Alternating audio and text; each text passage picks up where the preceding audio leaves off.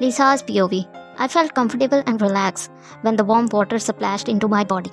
After I took Marco's call last night, sleeping was next to impossible. My mind was blown and overflowed with so many questions.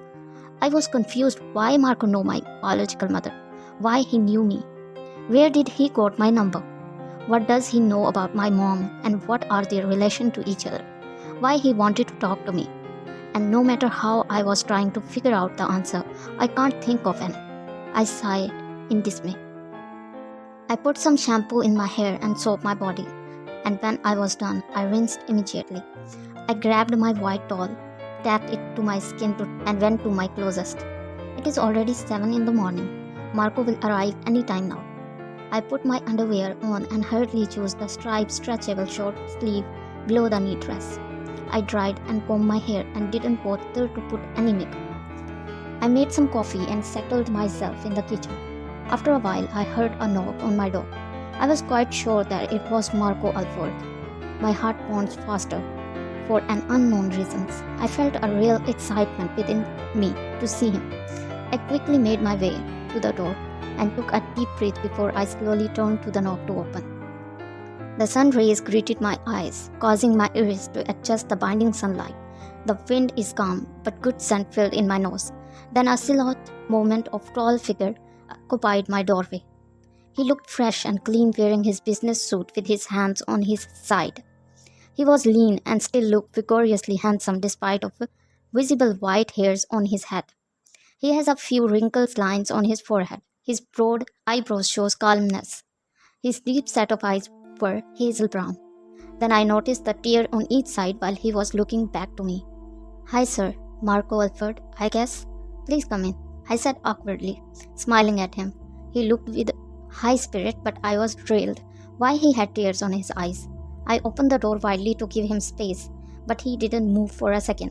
Then slowly he took one step toward me. Then he gave me a tight embrace and kissed my forehead.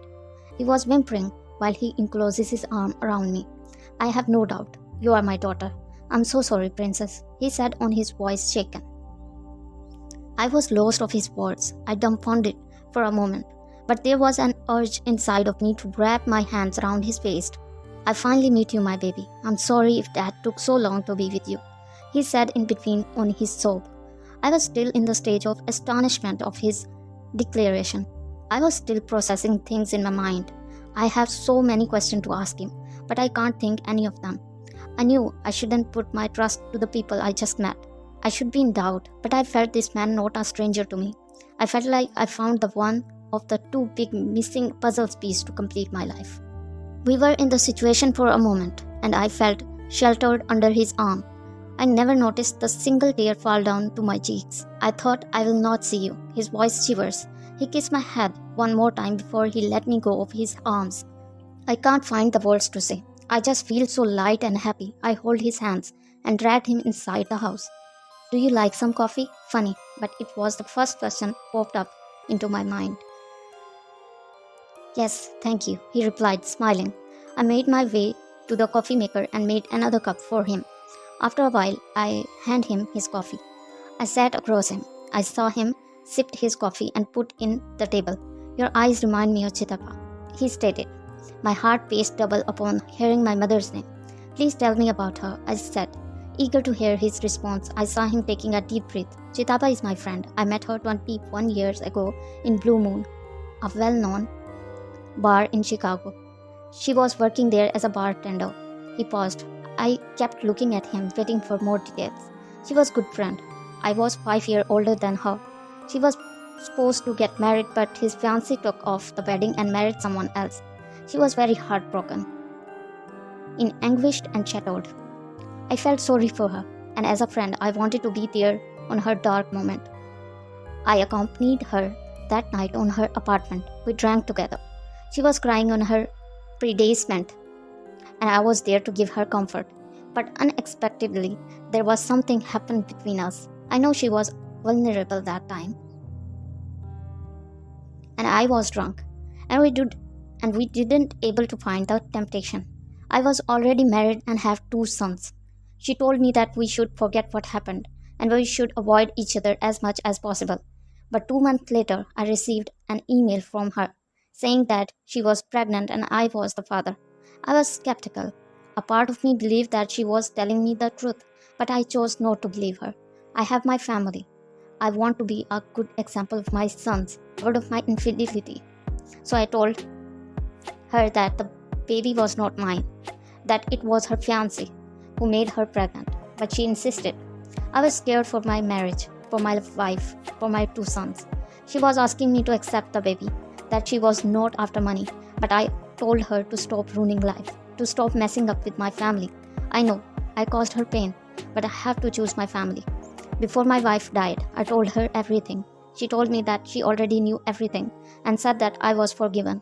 She told me to find my child with Chitapa and should provide everything that my child deserved.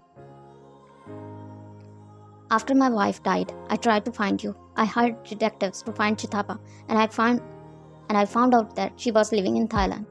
I flew to Thailand to talk to her, but she was avoiding me. I tried to ask her about you, but she didn't give me any detail. Maybe she was still upset of me. I came back to White Plains empty-handed. And last week, I accidentally saw you on TV. You have the same eyes with Chitapa, but believe me, my mother looks really like you when she was about your age. And when you mentioned your last name, I knew right at that time that I found my child. He said with sincerity. He reached his pocket and got something. Look at this. This locket necklace belongs to my mother. She died 2 decades ago, and I think this belongs to you now. Open it and see it for yourself, so that somehow I can convince you that I'm really your father, he said while opening the antique brass heart-shaped locket necklace and showed me the picture inside. It may be a small black and white picture, but yes, the woman has the same features I have. Come here, princess, he said, open his arm. I came closer and sat on his lap just like a little girl. He put the necklace around my neck and embraced me. My tears speaks how happy I felt that moment. I want to see mom, I said. We will fly to Thailand soon to see her baby, and hopefully everything will be fine, he said, running his hands above my head. I felt warm. We are still cuddling each other when suddenly the door arch opened. We both looked at the door. Stay away from her, Taehyung's loud voice echoed my apartment.